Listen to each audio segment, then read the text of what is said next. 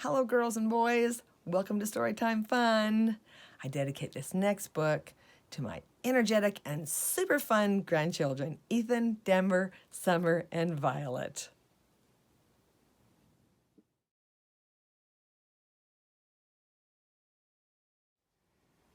Today's story is out of the Superheroes Storybook, written by Carolyn Larson. And today's superhero that we're looking at is Superhero Joshua, a mighty and fearless warrior based on Joshua chapter 6.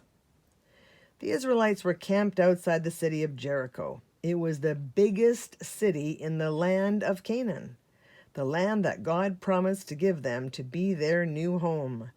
Jericho was protected by big, thick walls that completely surrounded the city. The gates of the wall were locked up tight. No one could go in or out. How would Joshua's army get inside? Never fear. God had a plan. After all, he had promised the land to them.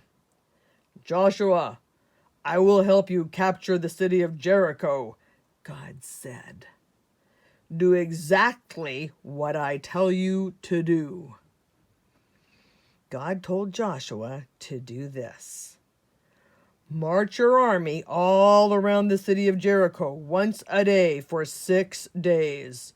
The priests should go first. They should carry their horns, but they can't blow them. All of your soldiers must be completely silent while they march. On the 7th day, march them around the city 7 times. On the 7th time, have the soldiers give a great shout while the priests blow their trumpets. When they do, the big walls around the city will just fall down. Joshua did exactly what God said. While the army marched in silence around the city, the people of Jericho made fun of them and laughed at them. But on the 7th time around, when the soldiers shouted, the walls around Jericho crashed to the ground. Joshua's army rushed into Jericho and captured the whole city. Superhero characteristic. Joshua was very good at listening and doing. Joshua followed God's instructions exactly. He led the people to the city and commanded them to do just what God instructed him to do.